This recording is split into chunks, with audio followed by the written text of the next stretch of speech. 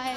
हम सुख की खोज में खोज करते करते करते करते सारे सुख के जो साधन है, जो सारे संसार के साधन है, सब हम एकत्रित कर लेते हैं, परंतु वह जो सुख मिलना चाहिए था, परंतु साधन तो इकट्ठा कर लेते हैं, पर उन साधनों से हमें सुख की प्राप्ति नहीं होती।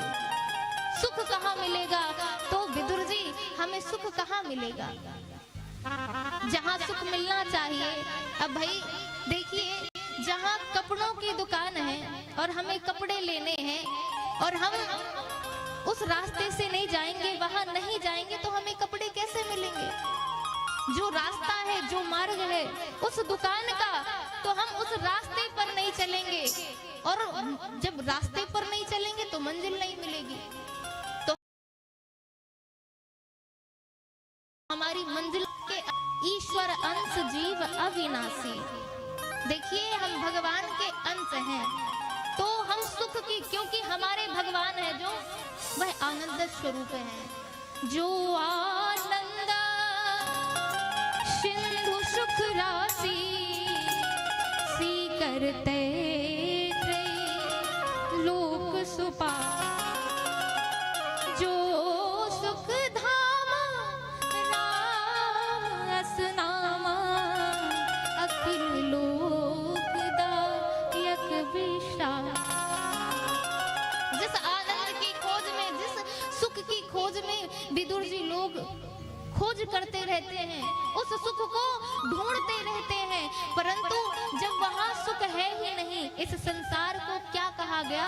इस संसार को दुखालय कहा गया है। तो भैया देखो, अगर हमें औषधि लेना है तो औषधालय जाना पड़ेगा, और ये संसार क्या है? दुखालय। और इस दुखालय में अगर हम सुख की चाहना करते हैं, सुख ढूंढते हैं, तो सुख नहीं मिलेगा, क्योंकि यहाँ सुख है ही नहीं। और आप अगर साधन में सुख ढूंढना चाहते हैं तो सारे विषय पूर्ण नहीं है, अपूर्ण है। इसलिए पूर्ण कौन है? पूर्ण परमात्मा है। हमें सुख की चाह है तो परमात्मा के पास जाना चाहिए, क्योंकि वही आनंद स्वरूप है। इस तरह विदुर जी महाराज से बतलाते हैं। अब विदुर जी महाराज कहते हैं कि हे नाथ, आप यह बताइए कि ये हिरण्याक्ष कौन है? यह हिरण्याक्ष कौन है? तो मैत्रेय महामुनि कहते हैं कि मरीचि ऋषि की पत्नी कला, उनका जो पुत्र था वह कश्यप, और कश्यप की 13 पत्नियां थीं। दिति, अदिति, दनु, काष्ठा इत्यादि ये 13 पत्नियां थीं, जिनसे दिति से दैत्य हुए और अदिति से आदित्य हुए। जो एक दिन क्या हुआ कि संध्या की वेला में इन्होंने कश्यप ऋषि से क्या किया? काम की याचना की। कश्यप ऋषि से काम की याचना की, तो बार बार कश्यप जी ने समझाया, परंतु जब दिति नहीं मानी, तब यहाँ पर उनका मनोरथ पूर्ण किया, तो क्या हुआ? वह गर्भवती हो गई। परंतु उन्हें इतना पश्चाताप हुआ, इतना पश्चाताप हुआ।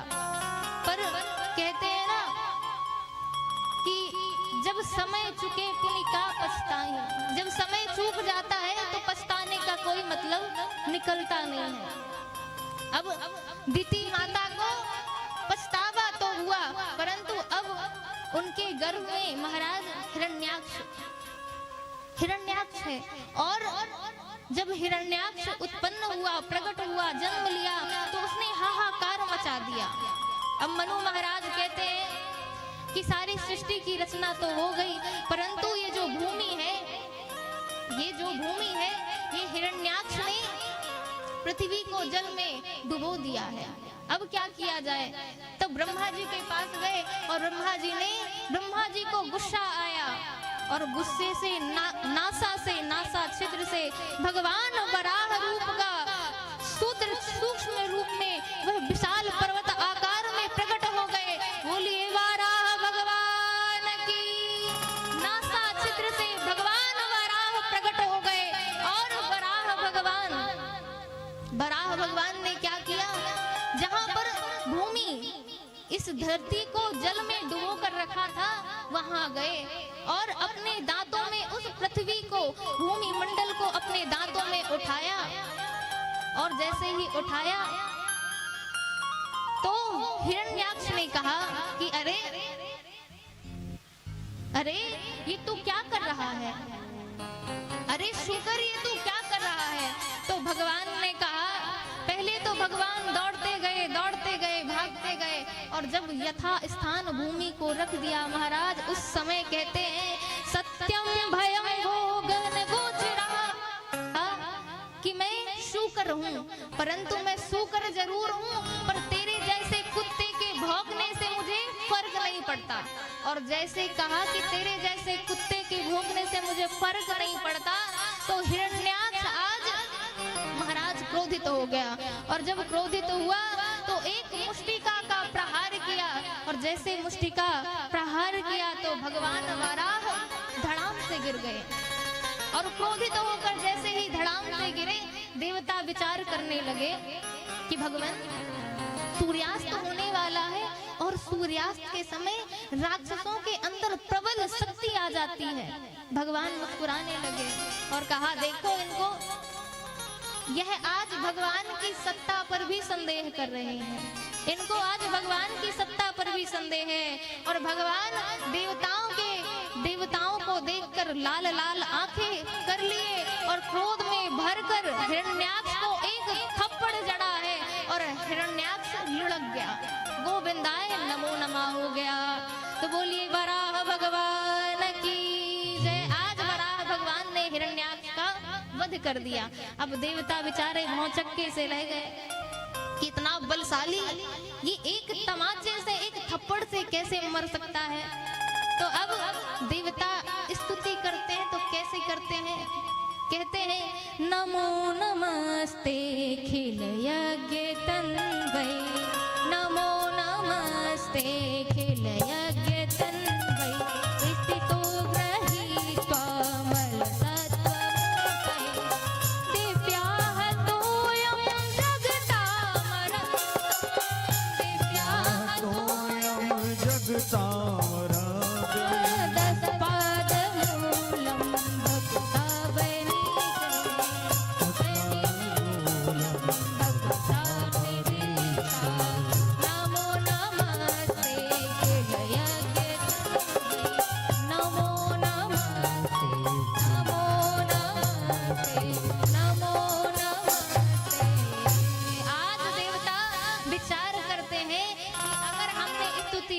भगवान की बड़ाई की और इस दैत्य को बुरा भला बोल दिया, तो ये भगवान को तो छोड़ेगा नहीं, साथ साथ हमें भी ये मारेगा। इसीलिए आज देवता कैसी स्तुति करते हैं, धन्य है परमात्मा आप, धन्य है आप, धन्य है आपकी जय हो। स्तुति करते हैं, कहते हैं कि बड़े बड़े साधु महापुरुषों को ऐसी दुर्लभ गति नहीं दी जो इस दैत्य को प्रदान की है। हे नाथ, आप धन्य हैं, आप धन्य हैं। और देखिए ना, आपने इसको ऐसी गति प्रदान की है, इसके ऊपर इतनी कृपा की है, इतनी कृपा की है कि ये मरने के बाद भी इसकी आंखें फटी की फटी हैं। यह मरने के बाद भी आपको देख रहा है, यह मरने के बाद भी आपको देख रहा है। भगवान ने विचार किया, महाराज इनको अभी भी संदेह है, इनको ऐसा लग रहा है, देवता ऐसा सोच रहे हैं कि अभी ये दैत्य मरा नहीं है। तो एक लात और मारी तो वह और लुढ़क गया। अब खुलकर महाराज देवता स्तुति करने लगे, भगवान की जय जयकार करने लगे। और आगे मनु महाराज का चरित्र श्री विदुर जी महाराज को मैत्रेय मुनि ने सुनाया है। और क्या कहा, श्रीमद् भागवत में मनु और शत्रुपा 3 बेटियां और 2 पुत्र, जिनका नाम, जिनकी मझली बेटी का प्रसंग सुनाया, किनका, देवहूति, जिनका विवाह कपिल महामुनि से हुआ था, इनका चरित्र सुनाया है। जिनसे 9 कन्याएं हुई और 10वें पुत्र के रूप में कपिल भगवान प्रकट हुए। तो बोलिए कपिल भगवान की जय। 10वें पुत्र के रूप में कपिल भगवान प्रकट हुए। और महाराज इनकी पुत्रियों का विवाह किनसे हुआ, ब्रह्मा जी के पुत्र से हुआ है। ब्रह्मा जी के 9 पुत्रों से हुआ। आगे जब कपिल भगवान प्रकट हुए तो कर्दम ऋषि जो देवहूति जी के पति थे, उनके पति भगवान का भजन करने के लिए जंगल में चले गए और माता जी थी देवहूति। तो उन्होंने पूछा, है नाथ बेटा यह तो बता, मैंने ना जाने अपने जीवन में अनेक सुख भोगे, परंतु सुख से कभी मैं संतोष नहीं हुई, मुझे संतुष्टि नहीं मिली, मैं कभी तृप्त नहीं हुई। अनेक भोग विलास किए पर इन भोग और विलासों से मुझे कभी तृप्ति नहीं मिली। तो बेटा यह बता, निर्विण्णा निद्रा भूमन असद इंद्रिय तर्षणा येन संभाव्य मानेन प्रपन्धानम तमः प्रभु। ये जो सुख हैं, जो भोग विलास हैं, इनसे मुझे कभी तृप्ति नहीं मिली। तो यह बता बेटा कि ये जो इंद्रियां हैं, इंद्रियों को वश में कैसे किया जाए? हमारी जो इंद्रियां हैं वह कैसे वश में हो? क्योंकि जो हमारे कान है, जो हमारी नाक, हमारा जो मन है ना, वह सदैव भटकता रहता है। और आज के युग में भी हम तीर्थाटन करते हैं, पवित्र नदियों का स्नान करने जाते हैं, तो ये जो हमारा मन है ना, वह स्नान नहीं करता। अगर हम गंगा जी स्नान करने जाते हैं तो हमारा जो मन है ना, वह गंगा तट पे आ जाता है। क्यों? क्योंकि हमारी जो हमारा सामान है वह चोरी ना हो जाए। तो जो हमारा मन है वह ना कथा में लगता और ना ही भगवान में लगता, और ना भगवान के पूजन में लगता, ना भगवान के चिंतन में लगता। तो ये जो मन है, इस मन का भटकाव है जो, वह समाप्त कैसे हो, ये खत्म कैसे हो? यह प्रश्न कपिल भगवान से किए माता ने। तो कपिल भगवान ने सबसे पहले कहा कि आपको इंद्रियों को वश में करना है, तो अष्टांग योग के बारे में बताया और कहा, माता आपने पूछा कि बेटा यह बताओ कि ये मन का भटकाव कैसे कम हो, ये समाप्त कैसे हो? तो मैं कहता हूँ कि माँ, ये जो अष्टांग योग मैंने बताए हैं उसे आपको पालन करना पड़ेगा। और आपने पूछा कि मैया ये जो मन का भटकाव है, ये बंधन आत्मा का है, शरीर का है, ये किसका है? तो हे मैया, मनः एव मनुष्याणां कारण बंध मोक्षयो। ये जो मन है ना, ये मन ही आपको संसार में लगाता है और मन ही आपको परमात्मा में जोड़ता है। ये मन ही मोक्ष का कारण बनता है और मन ही भगवान से जोड़ता है। और आपने पूछा कि मुक्ति किसकी होती है, शरीर की या आत्मा की?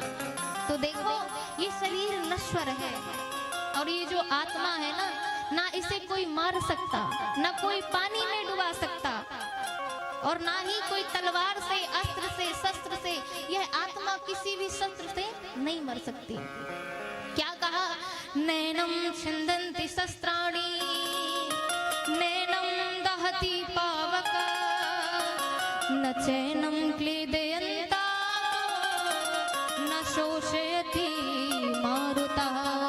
आत्मा को न कोई पानी में डुबा सकता है, ना शस्त्र से, ना अस्त्र से, और ना अग्नि में जला सकता है।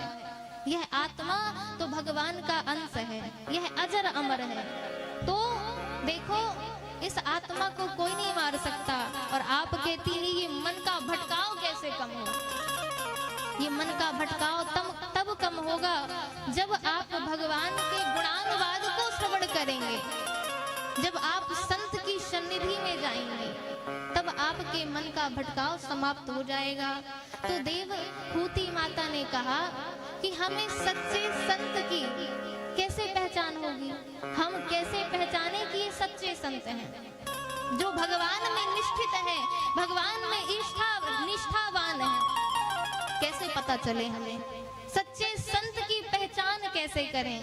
तब देवहूति माता को कपिल भगवान कहते, मैया इस संसार में आप अगर पूछ रही हैं कि सच्चे संत की पहचान कैसे हो, तो इनके 5 कारण बताए।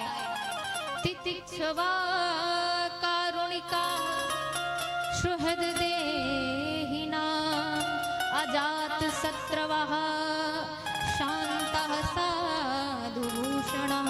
तितिक्षवा, कोई कितना भी अपराध कर दे पर वह कैसे हो, सहनशीलतावान होता है सब। और कारुणिका, उनके हृदय में करुणा होती है सबके प्रति, और सबका कल्याण करने के लिए ही वह संलग्न रहते हैं। संत का यह स्वभाव होता है, सुहृद अर्थात सबको अपना मानना। क्यों? क्योंकि संत जानते हैं कि सब में भगवान है, सबके भगवान है, सर्वव्यापक भगवान है। तो कि हिसन कर ही विरोध, किससे विरोध करना जब सब में भगवान है, हर एक जीव के अंदर भगवान है, सब में व्यापक है, तो मैं किससे विरोध करूं? संत सबको अपना मानता है। यह चौथा लक्षण बताया और कहा अजात शत्रु। संत का कोई शत्रु नहीं होता। कबीरदास जी ने कहा, क्या कहा? कबीरा खड़ो बाजार में मांगे सब की खैर, और ना काहू से दोस्ती ना काहू से बैर, ना काहू से दोस्ती ना काहू से बैर। संत का, कबीरदास जी कहते हैं, संतों की परिभाषा क्या है? ना संतों का कोई मित्र होता है और ना संतों का कोई शत्रु होता है। कबीरा खड़े हो बाजार में, वह सबकी भलाई के लिए ही चेष्टा करता रहता है। उनका चिंतन ही सर्व कल्याण के लिए, सबके हित के लिए होता है। सर्वो भवन्तु सुखिनः सर्वे सन्तु निरामया सर्वे भद्राणि पश्यन्तु मा कश्चित् दुःखभाग् भवेत्। सबके हित के लिए वे निरंतर अपने चित्त में चिंतन करते रहते हैं। तो संत सुहृद होते हैं, अजात शत्रु होते हैं, उनका कोई शत्रु नहीं होता, और शांत होते हैं। ऐसे 5 लक्षण बताए महाराज। और संत क्या करते हैं? संत अपने द्वारा और अपने कर्म के द्वारा, अपने नियम के द्वारा, अपने धर्म के द्वारा, अपने स्वभाव के द्वारा लोगों को यह संकेत करते हैं कि भैया ये संसार को आप कितना भी प्रेम कर लो, कितना भी कुछ कर लो, पर ये संसार है, एक ना एक दिन आपको छोड़ देगा। सुख में तो सब साथ रहेंगे, परंतु सुख में जब दुख विपत्ति आता है ना, तो सब छोड़ देते हैं। इसलिए एक महात्मा जी के पास एक व्यक्ति आया और उसने कहा, महात्मा जी, रोने लगा वह, महात्मा जी आज मुझे बहुत कष्ट है, आज मुझे बहुत ही पीड़ा है, आप मेरे दुख का निवारण कीजिए। पूछा कि क्या बात है, किस बात का दुख है? तो महात्मा जी से कहा, अरे महात्मा जी, मैंने अपने माता पिता स्नेही जन सारे संसार के लिए खून पसीना एक कर दिया, पर आज जब मुझे विपत्ति आई तो मेरा कोई साथ नहीं दे रहा, आज मेरे साथ एक खड़ा नहीं हुआ, आज तो मेरा दिल टूट गया। अब महात्मा जी ने मुस्कुरा के कहा कि भैया यह तो बता कि तुझे कहा किसने था कि संसार को दिल दे? किसने कहा था कि तू संसार को दिल दे? संसार तो ऐसा है, संसार के लिए आप कुछ क्यों? क्योंकि संसार को दिया था। और देखो गलती तो तुमने कैसी की? गलती इस तरह से की, ये दिल किसको देना था? दिल भगवान को देना था। और बुद्धि, ये जो बुद्धि है ना, ये किसको देते हैं? ये हम बुद्धि भगवान को देते हैं और दिल संसार को देते हैं। और बुद्धि कैसे देते हैं भगवान को? अरे भगवान है तो कृपा क्यों नहीं करता?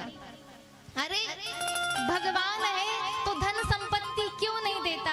हम दुख से विपत्ति से मरे जा रहे हैं, पर ये भगवान है तो हमको सुख संपत्ति क्यों नहीं देता? हम तो रोज आरती गाते हैं, रोज कीर्तन करते हैं, सुख संपत्ति घर आवे, कष्ट मिटे तन का ओ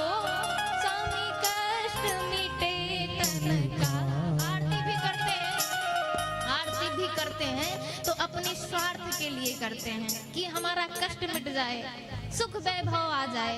तो ये भगवान की पूजा करते हो कि खुद स्वार्थ से उनसे मंदिर में मांगने जाते हो? मंदिर में हम मांगने जाते हैं, भले हम 11 रुपया चढ़ाएं, पर आंख बंद करके हेलीकॉप्टर से नीचे नहीं मांगते हैं। मांगते क्या है? इतनी बड़ी सोच होती है हमारी। तो भैया देखो, अगर भगवान में श्रद्धा विश्वास है आपको, और किससे मांग रहे हो? उस दाता से मांग रहे हो जिसका सब कुछ है। अरे भाई, जब उस दाता से मांगना है तो उस दाता को ही मांग लो। अगर पिता ही हमारा हो गया तो कौन पिता चाहेगा कि उसकी संतान दर बदर भटके? तो भैया मांगना है तो भगवान से मांगो, मांगना है तो दाता से मांगो, मांगना है तो दाता से मांगो। उनके भंडार में क्या कमी है, कमी है उनके भंडार में क्या कमी है। मांगना है तो दाता से मांगो, मांगना है तो दाता से मांगो। उनके भंडार में क्या कमी है, कमी है उनके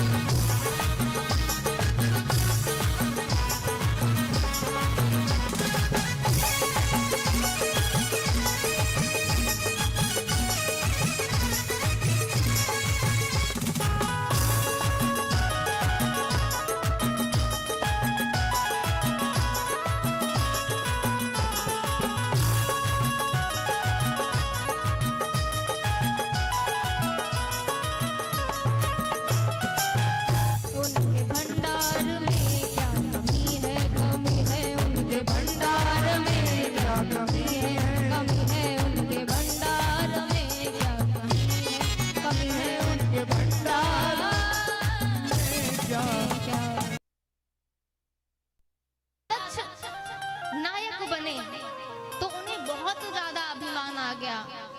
प्रभुता पाहि जाहि मद नाही, ऐसा कौन है अस को नहीं जन्मा जग माही। प्रभुता पाहि जाहि मद नाही, जिसको पद मिल जाता है, प्रतिष्ठा मिल जाती है, उसे महाराज अहंकार हो ही जाता है।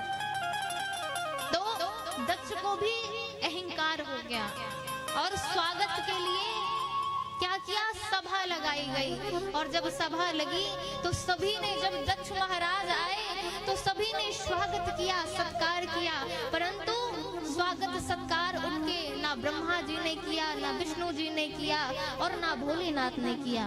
तो आते ही कहा, क्या कहते हैं दक्षराज, सबकी ओर कहते हैं का है। तो ये क्या जाने शिष्टाचार, क्या जाने सभ्यता, अनेक प्रकार से अनेक दुर्वचन कहे, गालियां दी और कहा कि इसे, इन ऐसे लोगों को सभा में नहीं बुलाना चाहिए, और एक दूसरे को श्राप देने लगे। और आगे जब एक बार दक्षराज ने यज्ञ करने का विचार किया और सबको बुलाया, पर उस यज्ञ में ब्रह्मा विष्णु महेश नहीं गए। कैलाश पर्वत पर मां सती जी को भोलेनाथ कथा ही सुना रहे थे। उस समय आकाश मार्ग से विमान उड़ उड़ कर, नृत्यांगनाएं गाना गा गा कर, शुभ संकीर्तन कर कर के, नृत्य कर कर के आकाश मार्ग से जा रही थी। तब पार्वती जी ने, तब सती जी ने पूछा, क्या पूछा, अरे बाबा भोलेनाथ, हे नाथ, आप यह बताइए कि ये आकाश मार्ग से ये विमान कहाँ जा रहे हैं। सती जी ने पूछा कि ये विमान कहाँ जा रहे हैं। तो सती जी के पूछते ही भोलेनाथ ने कहा कि आपके पिताजी ने यज्ञ कराया है, यज्ञ की रचना की, ये सारे विमान, ये सारी स्त्रियां नृत्य गान करते हुए सब वहीं जा रही हैं। अरे तो पिताजी के यहाँ यज्ञ है और आप मुझे बता रहे हैं, आप क्यों नहीं चल रहे हैं? आपको भी जाना चाहिए, और आपको भी तो ठीक है, हमको भी चलना चाहिए, मैं भी जाऊंगी, मुझे भी जाना चाहिए। तो भोलेनाथ ने कहा, अरे देवी यह तो बताओ, निमंत्रण आया था? तो सती जी ने कहा, नहीं आया था। तो देवी जी ने कहा कि पिता के घर से और गुरुदेव के घर से स्वामी कोई विरोध कर रहा हो तो वहाँ कंचन बरसे मेघ, अर्थात तुलसी तहा न जाए, कंचन बरसे मेघ। स्वर्ण की वर्षा ही क्यों ना हो रही हो, जहाँ आपसे कोई विरोध माने तो वहाँ नहीं जाना चाहिए। तो महाराज यह तो बताइए कि आपका विरोध तो पिताजी से है, और जब दामाद से और ससुर से विरोध है, आप दोनों की लड़ाई है, मेरी तो लड़ाई नहीं है, तो मैं क्यों विरोध मानूं, मैं तो जाऊंगी।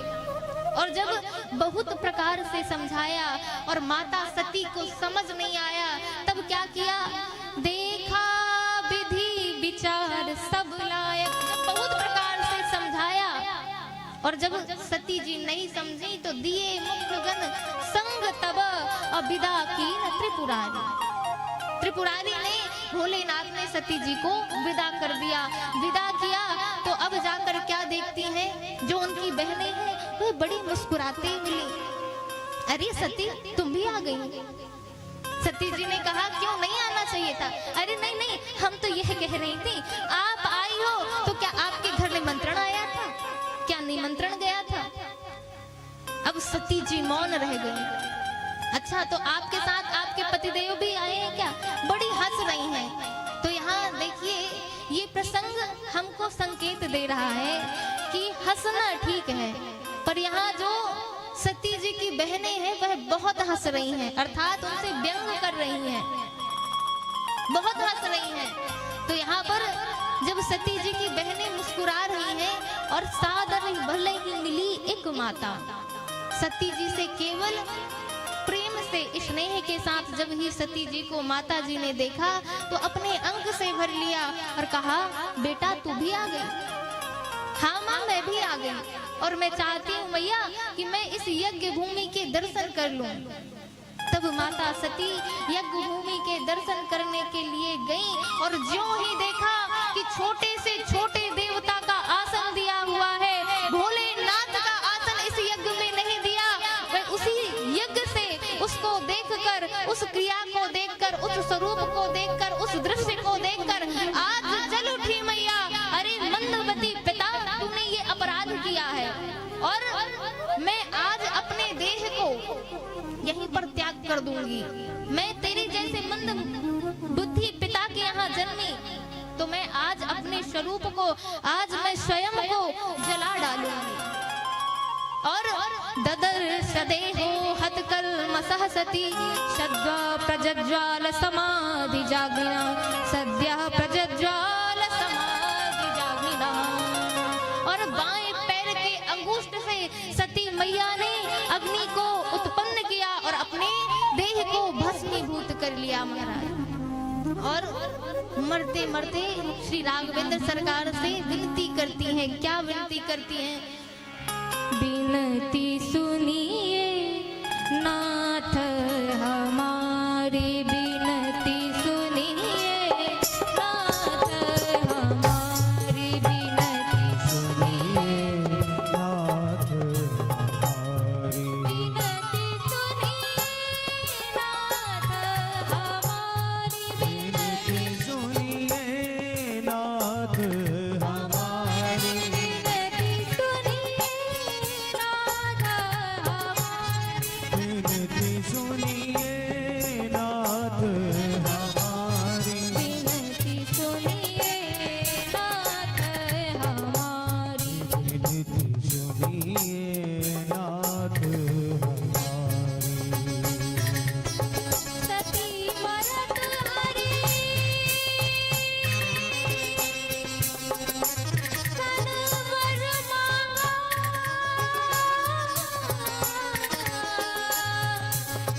जन्म जन्म शिव पद अनुरागा, जन्म जन्म शिव पद अनुरागा। विनती सुनिए नाथ हमारी, विनती सुनिए नाथ हमारी, विनती सुनिए नाथ हमारी, नाथ हमारी। आज सती जी ने कहा, हे प्रभु, हे भगवान, आप मुझे पत्थर के ऊपर प्रकट कर दीजिएगा, पर ऐसे मंद बुद्धि पिता के घर अब जन्म मत दीजिएगा। ऐसा कहकर आज सती जी ने अपने देह को भस्मीभूत कर लिया। और रुद्र गणों ने, शिव के गणों ने जाकर समाचार दिया भोलेनाथ को। समाचार पाया, आज भोलेनाथ क्रुद्ध हो गए और अपनी जटाओं को उतारा, पृथ्वी पर पटका और वीरभद्र प्रकट हो गया महाराज। वीरभद्र प्रकट हुआ तो सारे यज्ञ मंडप का, यज्ञ का विध्वंस करने लगा और जैसा जिसने किया था वैसा उनको फल देने लगा। और सभी देवता, अब हाहाकार मच गया महाराज। तो सभी देवता स्तुति करने के लिए भोलेनाथ के पास पहुँचे। भोलेनाथ के पास पहुँचते ही स्तुतियां करने लगे, सभी मनाने लगे। और जब ही मनाने लगे कि हे नाथ प्रसन्न होइए, आप तो सबका कल्याण करने वाले हैं, आपका नाम ही शिव है, हे नाथ कृपा करिए। तो यज्ञाचार्य ने यज्ञ की रक्षा की। तदोपरांत मां सती के रूप में उन्हीं का अंश शैल पर प्रकट हुआ पार्वती के रूप में, और पार्वती से भोलेनाथ का विवाह हुआ। इस प्रकार से भोलेनाथ और माता पार्वती का विवाह हुआ। कल आप सभी लोग, कल भगवान श्री श्याम सुंदर का जन्मोत्सव बड़े धूमधाम से मनाएंगे। आइए 2 बार नाम संकीर्तन, तदोपरांत आरती। और भगवान के चरणों में वाणी को यहीं पर समर्पित करते हुए आइए भगवान के 2 बार नाम का उच्चारण कीर्तन, फिर आरती में प्रवेश करें। श्री राधा राधा राधा राधा राधा राधा राधा, श्री राधा राधा राधा राधा राधा राधा राधा, श्री राधा राधा राधा राधा राधा राधा राधा, श्री राधा राधा राधा राधा राधा राधा राधा, श्री राधा राधा राधा राधा राधा राधा, श्री राधा राधा राधा राधा राधा राधा राधा, श्री राधा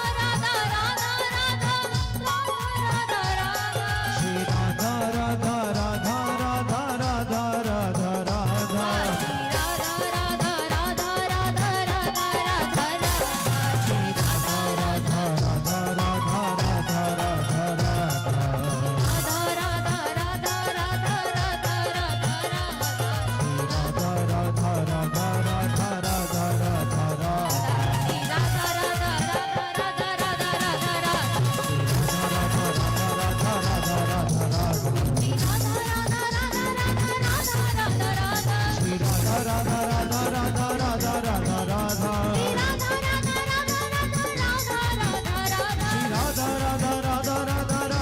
राधा राधा राधा राधा राधा राधा बोलिए बाके बिहारी लाल की जय, हनुमंत लाल जी महाराज की जय, मैया भोलेनाथ मैया पार्वती की जय। बोले अग्निनारायण भगवान की जय। श्रीमद्भागवत महापुराण की जय। हरि ओम। जले ज्वाला थले ज्वाला ज्वाला पर्वतमस्तके त्रैलोक व्यापनी ज्वाला ज्वाला देवी नमोस्तुते ज्वाला मालिन्यै नमः रत्नेश्वरी नमः सकलोपचारार्थे सुगन्धक्षतपुष्पाणिं समर्पयामि। हरि ओम। ओम ईदागुं हविः प्रजानानं अस्तु दशवीरगुं सर्वगणगुं स्वस्ताये आत्मसाने प्रजासाने पशुसाने लोकसन्नभयसाने अग्निं प्रजां बहुलां मे करोत्वन्नं पयोरेतु असमाशुद्धतः।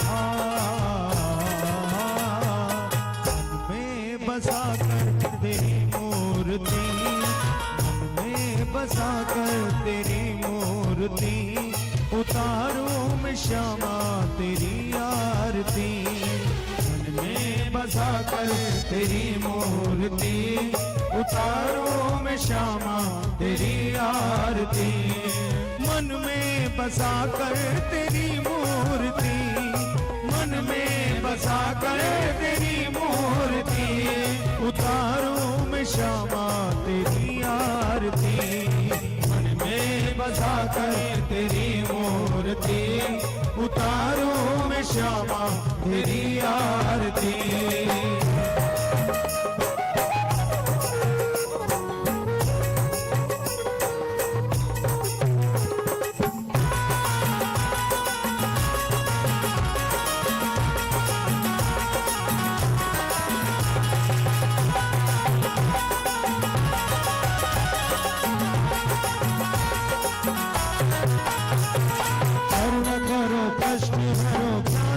भगवन भाव में फंसी नाव मेरी तार दो भगवन हाँ करुणा करो कष्ट हरो ज्ञान दो भगवन भाव में फंसी नाव मेरी तार दो भगवन दर्द की दवा तुम्हारे पास है दर्द की दवा तुम्हारे पास है जिंदगी दया की है भीख मांगती बसा कर तेरी मूर्ति उतारो मैं श्यामा तेरी आरती।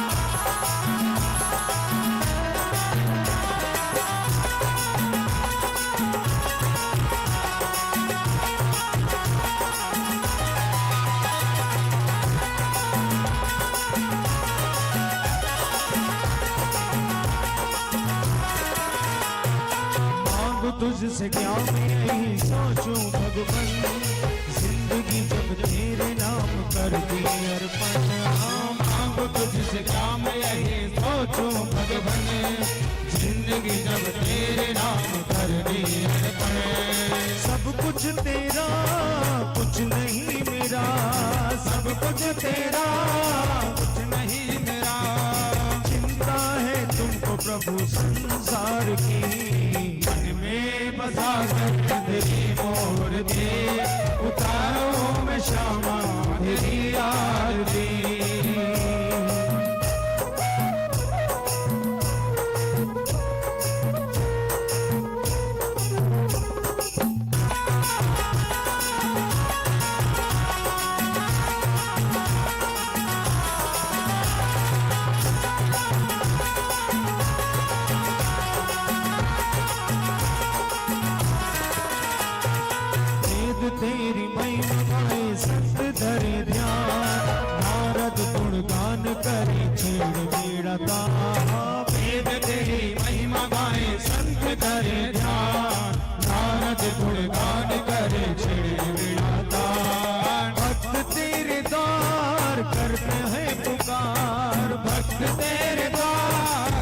करते हैं पुकार, सभी भक्तों के प्रभु कर दो जोड़ी, मन में बसा कर तेरी मूर्ति, उतारो मैं श्यामा तेरी आरती, मन में बसा कर तेरी मूर्ति, उतारो मैं श्यामा तेरी आरती, उतार मंदाल माला कुशाल काले, कपाल माला जिससे कराए, नमः शिवाय ओम नमः शिवाय।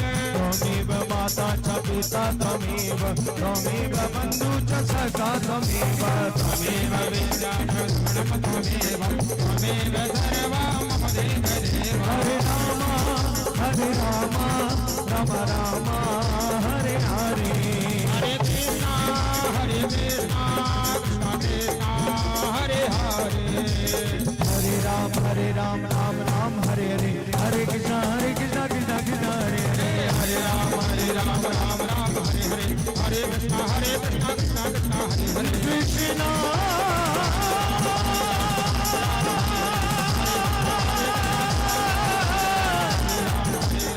कृष्णा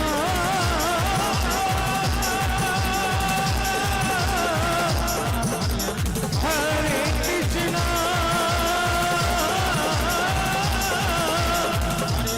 हरे